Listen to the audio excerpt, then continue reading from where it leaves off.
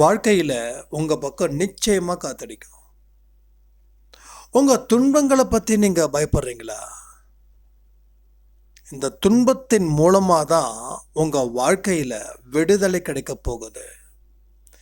இந்த துன்பத்தால் தான் என் வாழ்க்கை மாறுச்சுன்னு நீங்கள் இந்த கொஞ்சம் வருஷம் கழித்து சொல்லுவீங்க. ஸோ கஷ்டப்படுகிறவர்கள் தான் பாக்கியவான்கள். உங்களோட ஞானம், வாழ்க்கை, தத்துவம், மற்ற மனிதர்கள், கடவுள் பற்றி எப்போ நீங்கள் தெரிஞ்சுக்கிட்டீங்க தெரியுமா? என்னைக்கு துன்பத்தில் இருந்தீங்களோ அன்னைக்கு தான் இதை பற்றியே நீங்கள் தெரிஞ்சுக்கிட்டீங்க. சந்தோஷமான மனுஷன், அவன் வாழ்க்கை போக்கு வேற. ஆனால் ஒவ்வொரு இடத்துலையும் கஷ்டப்படுறவனோட வாழ்க்கைன்றது வேற. அப்போது கஷ்டப்படும் போது ஞானத்தையும் நம்ம ஈஸியாக பெற முடியுதுன்னா அப்போ இந்த துன்பமும் நமக்கு வரம் தானே. இந்த வீடியோ பதிவை முழுக்க கேளுங்க. இதில் நிறைய விஷயங்கள், சொல்லப்படாத விஷயங்களும் இதில் இருக்குது. உங்களோட கமெண்ட் பண்ணுங்கள். இந்த வீடியோவை நிச்சயமாக லைக் பண்ணுவீங்கிற நம்பிக்கையோட இந்த பதிவை நான் தொடர்றேன்.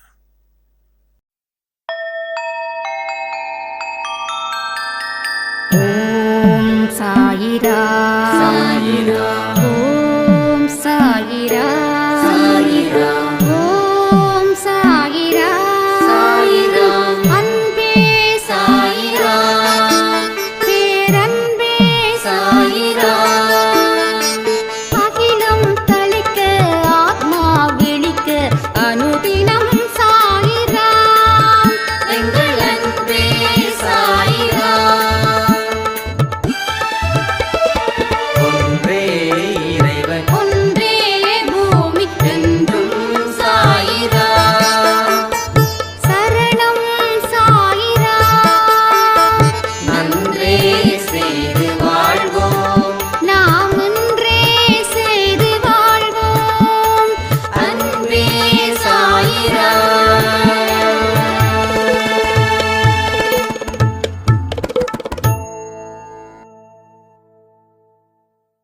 சைரா, என் உயிரின் உயிரானவர்களே,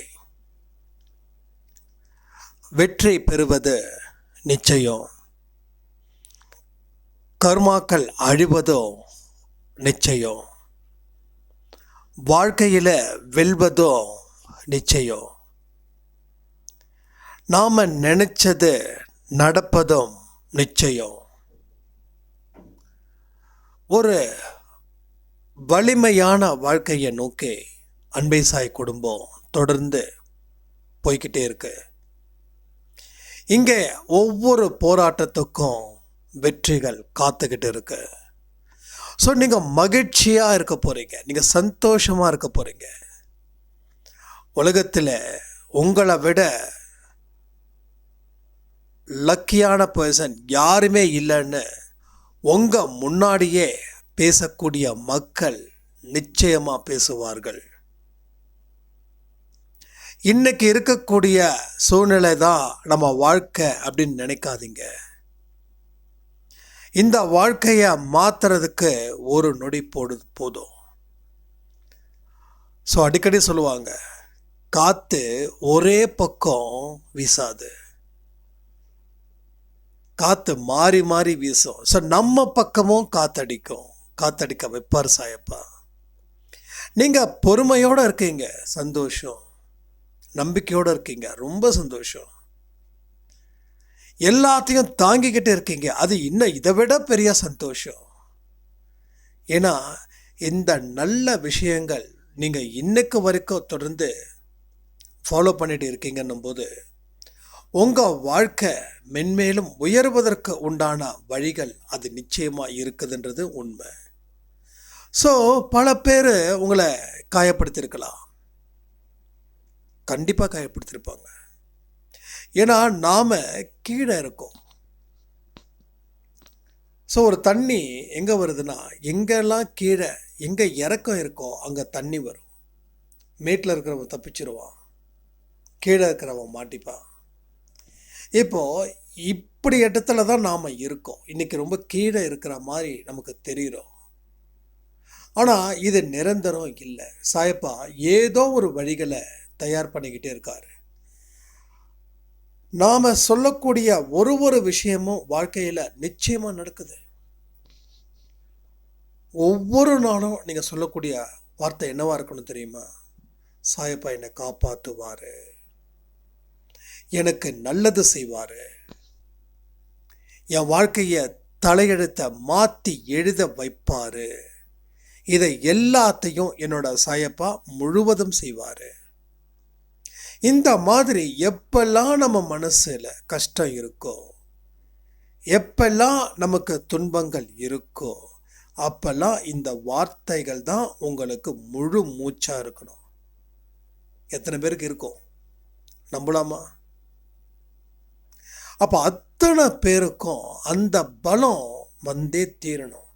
ஸோ அன்பே சாய் அப்படின்றது தனிப்பட்ட மனுஷங்க கிடையாது.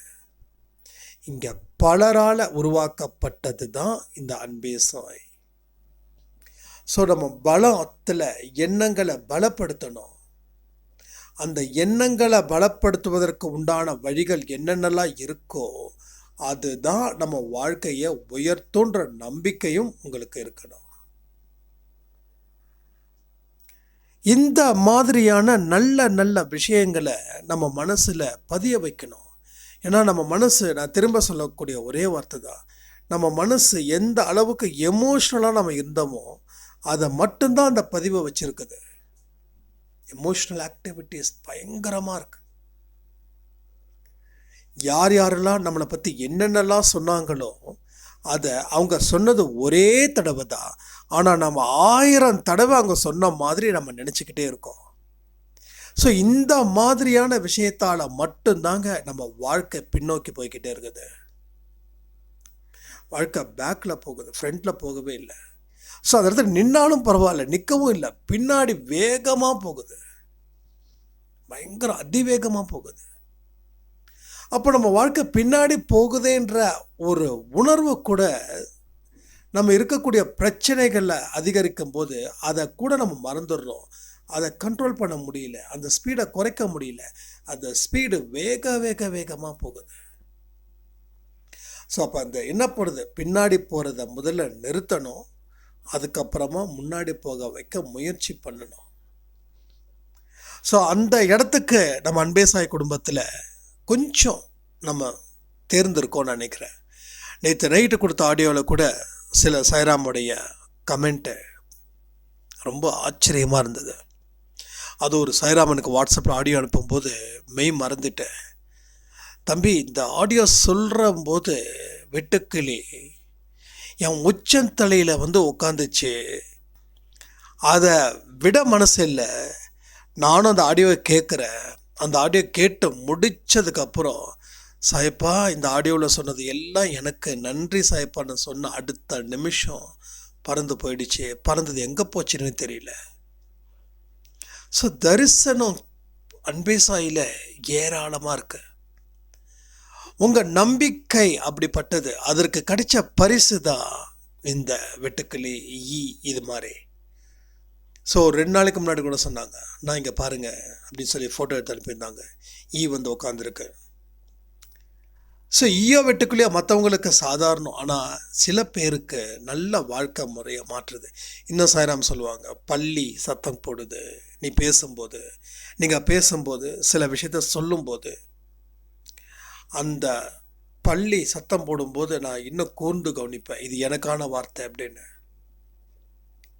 ஸோ அந்த வார்த்தைகளை சொந்தம் கொண்டாடுவதில் நம்ம வாழ்க்கையே மாறுது. வார்த்தைகள் தான் உங்கள் வாழ்க்கையை உயர்த்த வந்த மிகப்பெரிய ஆயுதம். வேறு எதுவுமே ஆயுதமே சொல்ல முடியாது. சொல்லுவாங்க, கத்தியை தீட்டாத புத்தியை தீட்டு,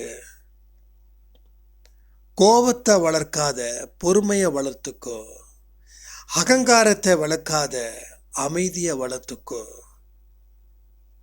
அவசரப்படாத பதட்டப்படாத பொறுமையும் நிதானத்தையும் கற்றுக்கோ. இதெல்லாம் நாம் கற்று இருந்தா வாழ்ந்திருக்க முடியாதா? நல்லாவே வாழ்ந்திருக்கலாம், அற்புதமான வாழ்க்கையும் வாழ்ந்திருக்கலாம். இதை என்னைக்கும் நீங்கள் மனசில் தயவு செய்து வச்சுக்கோங்க.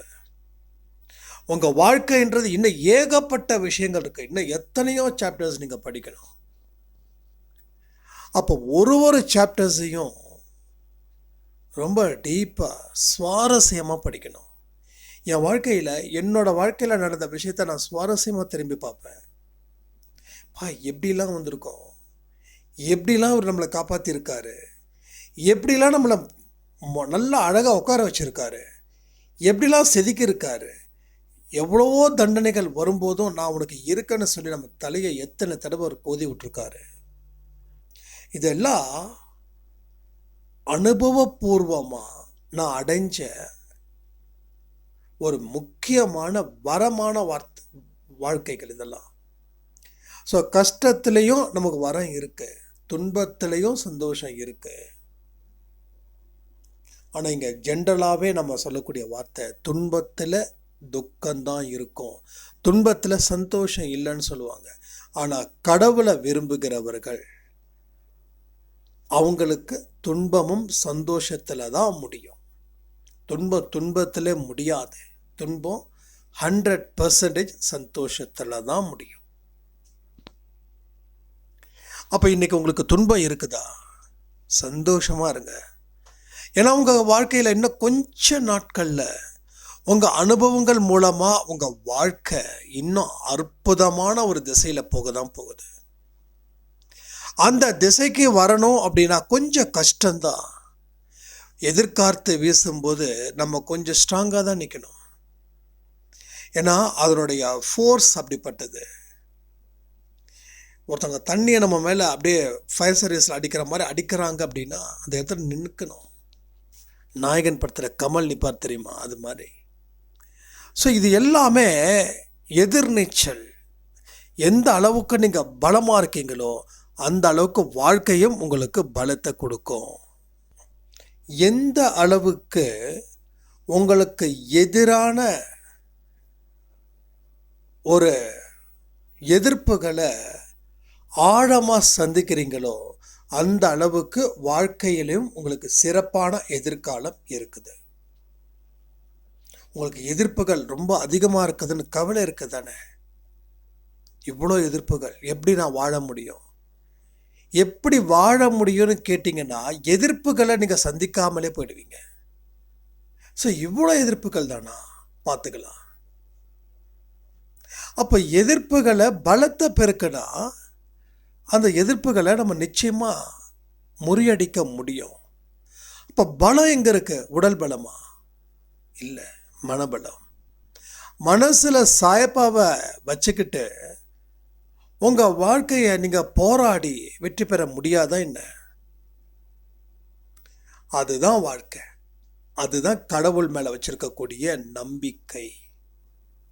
அந்த நம்பிக்கையை தான் நான் இங்கே பேசிகிட்டு இருக்கேன். நீங்கள் எந்த மாதிரி நம்பிக்கை வச்சுருக்கீங்கன்னு உங்களுக்கே புரியல. ஆபத்து காலத்தில் கூட நீங்கள் கடவுள் மேலே நம்பிக்கை வச்சுருக்கணும். ஆபத்து காலம்னா இறுதி கட்ட ஒரு ஆபத்து காலம் வரும் இல்லையா, அந்த நேரத்துலையும் இதெல்லாம் ஆபத்து காலம்னு சொல்லாதீங்க. இதெல்லாம் மாடரேட்டாக இருக்குது, மீடியமாக இருக்குது. ஆனால் இப்போவே நம்ம சரி பண்ணிக்கிட்டா கீழே இறங்க மாட்டோம், கொஞ்சம் மேலே போயிடுவோம். ஆனால் இதை அப்படியே விட்டுட்டோம் அப்படின்னா கொஞ்சம் டேஞ்சரஸான இடத்துக்கு போயிடுவோம். ஸோ நல்லா ரொம்ப டேஞ்சரஸான இடத்துக்கு போயிட்டு வந்தா நேற்று நைட்டு கொடுத்த ஆடியோவில் நான் சொன்னேன்ல, அந்த மூவியில் வந்த மாதிரி தான் என்னோடய கேரக்டர்ஸ் அப்படி தான் இருந்துச்சுன்னு. அப்போ அது எந்த அளவுக்கு ஆபத்தை சந்திச்சிருக்கோன்னு யோசிச்சு பாருங்கள்.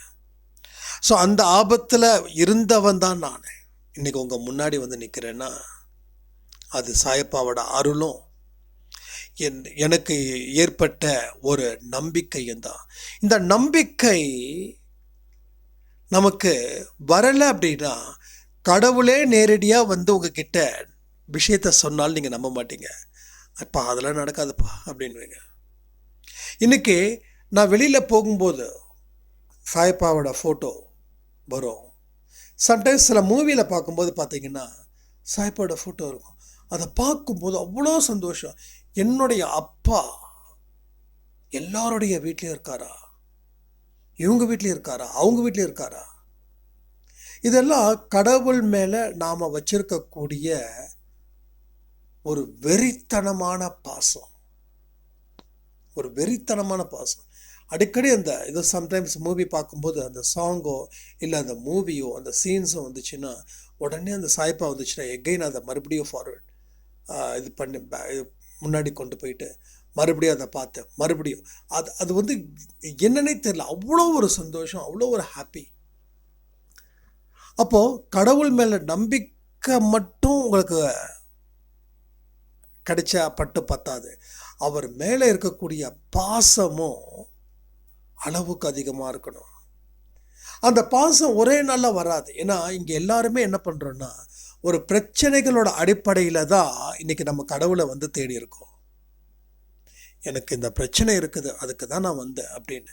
ஆனால் நானும் அந்த இடத்த நோக்கி தான் வந்தேன். ஆனால் நின்று மறுபடியும் இந்த இடத்த விட்டு போக வேண்டாம். வாழ்க்கை முடியுதோ இல்லை ஆரம்பமோ அவர் விட்ட வழியிலேயே நம்ம வாழ்ந்துட்டு போனோம். இதை தாண்டி நான் வேற எதையுமே யோசிக்கலை. அதுதான் சரணாகதி தத்துவன்றது இப்போ தெரியுது, அப்போ தெரியல. எல்லாமே நீ பார்த்துக்கோ, என்கிட்ட எதுவுமே இல்லை, எல்லாம் எவ்ரிதிங் உன்கிட்ட நான் ஒப்படைச்சிட்டேன், இனி ஒப்படைக்க வேண்டியது எதுவுமே இல்லை, எல்லாமே நீ பார்த்துக்கோ. அப்போ அந்த இடத்துல அவர் சில விஷயங்களை நமக்கு பண்ணும்போது, சில உணர்வுகள் மூலமாக உணர்த்தும் போது தான் அவர் நம்ம மேலே எவ்வளோ பெரிய பாசத்தை வச்சிருக்காருன்ற ஒரு விஷயமே நமக்கு வந்து தெரியுது. எவ்வளோ பாசமாக என் சாயப்பா என் மேலே வச்சுருக்காரு. அந்த இடத்துல கிடைச்ச அன்பு தான் இன்னைக்கு வரைக்கும் அந்த அன்பு மென்மேலும் உயரத்தில் போய்கிட்டே இருக்குது. அது எங்கே போய் நிற்குன்னு தெரியல. அப்போ இதை நான் ரொம்ப ஆழமாக நேசிக்கணும், இதை அவர் மேலே வச்சிருக்கக்கூடிய அன்பை. அப்போ தான் அது உணர்வு பூர்வமான ஒரு வாழ்க்கையில் ஒன்றிணையும். இப்போ நான் வேற சாயப்பா வேற நீங்கள் வேற அப்படிலாம் இல்லை. நம்ம எல்லாரும் ஒரே ஒரு ஆன்மா மாதிரி எனக்கு தெரியுது. இப்போ நான் இங்கே நிற்கிறேன், நீங்கள் அங்கே கேட்குறீங்கன்னா நீங்களும் நானும் பிரித்து பார்க்க முடியாத அளவில் ஒரே அளவில் இருக்கும். அதில் அவங்க சொல்ல எனக்கு தெரியல, எனக்கு புரியலை, நானும் முயற்சி பண்ணுறேன். கிருஷ்ண பரமாத்மா என்ன சொல்லியிருக்காருன்னா, என்னோட பல துகள்கள் இருக்கக்கூடிய ஆன்மாக்கள் தான் நீங்கள் எல்லாரும் அப்படின்றாங்க. அது மாதிரி தான் நம்ம எல்லாரும் ஒன்று, நீங்களும் நானும் சாயப்பாவும் ஒன்று. அப்போ எப்போ ஒன்றாக முடியும்னா எல்லாரும் நல்ல சிந்தனைகளோடு இருந்தால் மட்டும்தான் ஒன்றாக முடியும். நம்ம அன்பே சாய் குடும்பம்னா என்னென்ன விதமான சில தன்மைகளை நம்ம வளர்த்துட்ருக்கோம். அந்த தன்மைகளை குறைக்காம இன்னும் அதிகரிச்சுக்கிட்டே இருக்கும்போது தான் நம்ம குடும்பம் பெரிய ஒரு பலம் வாய்ந்த குடும்பமாக அது அமையும். இல்லை ஒவ்வொருத்தங்களும் ஒவ்வொரு மாதிரி அப்படின்னா அது பெரிய பலத்தை கொடுக்காது. அப்போ எல்லாரும் நல்ல எண்ணத்தோட நம்ம வாழணும், நம்ம கடவுளை சந்தோஷப்படுத்தணும், கடவுள் நம்மளை பார்த்து பெருமைப்படணும். கடவுள்கிட்ட இது வேணும் அது வேணும் அப்படின்ற கேட்காம நீ என்ன கொடுக்குறியோ அதை நான் வாங்கிக்கிறேன். ஏன்னா எனக்கு என்ன தேர்ந்தெடுக்கிறது அப்படின்றது தெரியாது, நீயே எனக்கு வாழ்க்கையை தேர்ந்தெடுத்து கொடு, நீ எதை கொடுத்தாலும் நான் அதை வாங்கிக்கிறேன். இந்த மாதிரியான விஷயத்தை வச்சு தான் நம்ம சாயப்பா கிட்ட பேசணும். இதை தொடர்ந்து நம்ம வாழ்க்கையில் செயல்படுத்தினா நம்ம எவ்வளோ பெரிய அற்புதமான வாழ்க்கையை வாழ்வோம் தெரியுங்களா? ஸோ இந்த மனபலம்தான் நமக்கு ஏற்படுத்தணும். கடவுள் மேலே இருக்கக்கூடிய நமக்கு கடவுளுக்கு இருக்கக்கூடிய இணைப்பு அன்பினால் உருவாக்கப்பட்டதாக இருக்கணும். அப்படி உருவாக்கப்படலைன்னா உருவாக்க முயற்சி பண்ணுங்க, கடவுள் உங்களுக்கு உதவிகள் செய்வார், கண்டிப்பாக செய்வார். சாயப்பாவுக்கு உங்களுக்கு உதவி செய்யாமல் வேற யாருக்கு உதவி செய்ய போறாரு? நான் அடித்து சொல்லுவேன், உங்களுக்கு நிச்சயமாக உதவிகள் கிடைக்கும். ஆனால் நீங்கள் பொறுமையாக இருக்கணும். கொஞ்ச நாள் இருந்து பார்த்து அவர் எதுவும் பண்ணலன்னா அப்படி போயிடக்கூடாது. எவ்வளோவுக்கு எவ்வளோ பொறுமையாக இருந்து பாருங்கள். நீங்கள் எவ்வளவுக்கு எவ்வளோ பொறுமையாக இருக்கீங்களோ அந்த அளவுக்கு நீங்கள் நினைச்சதை விட சிறப்பான வாழ்க்கை நீங்கள் நிச்சயமாக வாழ்வீர்கள். இது நானே உங்களுக்கு கேரண்டி. நானே உங்களுக்கு 100% கேரண்டி. ஒரு பொருளுக்கு வாங்கினா இத்தனை வருஷம் கேரண்டி கொடுப்பாங்க இல்லையா? ஸோ சாயப்பாவோட வார்த்தைகளை நான் நம்பினேன், அதை என்னோடய சுவாசமாக ஆக்கினேன். என்னோட மூச்சும் அவர் தான், என் பேச்சும் அவர் தான், என்னுடைய எண்ணமும் அவர் தான், என்னுடைய செயல்களும் அவர் தான், ஏன் என்னோட வெற்றியும் அவர் தான், என்னோட தோல்வியும் அவரே அவரே அவரே தான். இப்போ சொல்லுங்க, இந்த மாதிரியான மனநிலை உங்களுக்கு வரணுமா? இல்லை இதெல்லாம் தப்பான மனநிலை, அப்படிலாம் இருக்கக்கூடாது அப்படின்னு நீங்கள் நினைக்கிறீங்களா? தைரியமாக கமெண்ட் பண்ணுங்கள். யாரும் எதுவும் நினைக்க மாட்டாங்க. நீங்கள் எந்த அளவுக்கு சந்தேகத்தோடு இருக்கீங்களோ அந்த அளவுக்கு உங்கள் வாழ்க்கை வெளிச்சம் அடையும், உங்கள் வாழ்க்கை உற்சாகம் அடையும். இதை எல்லாமே நீங்கள் இன்னமும் வாழ்க்கையை பார்த்து பயந்தோ இல்லை நடக்குமா நடக்காதா அப்படின்ற நிலையிலையோ நீங்கள் உங்கள் மனசை வச்சுக்காதீங்க. தயவு செய்து வச்சுக்காதீங்க. மனசை பயங்கர ப்ராடாக்குங்க. குறுகிய மனசு வேண்டாம். மனசு எந்த அளவுக்கு ப்ராடாக இருக்குதோ அந்த அளவுக்கு அன்பு பெருகும், வாழ்க்கையும் பெரிய அளவில் வெற்றியை கொடுக்கும். இங்கே இருக்கக்கூடிய கர்மாக்களை பார்த்து பயப்படுறதோ இல்லை வாழ்க்கையில் எனக்கு இது நடக்குமோ அது நடக்குமோன்னு நினச்சே ஏங்கிக்கிட்டு இருக்கிறதோ வேண்டாம். உங்கள் கடமையை மட்டும் நீங்கள் எப்பயுமே சிறப்பாக செஞ்சாவே போதும். வேறு எதை பற்றியும் நீங்கள் கவலைப்படவே வேண்டாம். ஸோ வாழ்க்கைன்றது வாழ்வதற்காக மட்டுமே, அதுவும் இப்படிப்பட்ட வாழ்க்கையை தான் வாழணும்னு. எப்படி வேணாலும் வாழ்ந்துட முடியாது. ஸோ இப்படிப்பட்ட வாழ்க்கையை இங்கே தான் வாழணும். அந்த இடத்துக்கு உங்களை நீங்கள் தயார் பண்ணுங்க. உங்கள் வாழ்க்கை மிக மிக மிக மிக அற்புதமான வாழ்க்கையாக நிச்சயமாக அமையுன்றதில் 100% நான் உங்களுக்கு உறுதியளிக்கிறேன். அன்பே சாயில எந்த விதமான ஆடியோ பதிவுகளை கேட்டாலும் ஒரு பதிவில் என்ன முக்கியமான விஷயங்கள் நம்ம சொல்லப்பட்டதோ அதை டைரியில் எழுதி அதை நீங்கள் ஃபாலோ பண்ணியே ஆகணும். அப்போ தான் 100% நாம் எதிர்பார்க்கிற வெற்றியை நோக்கி நாம் நடை போட முடியும். நல்லா புரிஞ்சுக்கோங்க. ஓகே, சும்மா பேருக்காக கேட்டு இந்த காதில் வாங்கி அந்த காதில் விடக்கூடாது. ஸோ வாழ்க்கைன்ற பாடத்தில் நம்ம எல்லாரும் படிக்கிறோம். நானும் ஸ்டூடெண்ட்டு தான், நீங்களும் ஸ்டூடெண்ட்டு தான். இங்கே யாரும் குருவும் கிடையாது, யாரும் சிஷ்யனும் கிடையாது.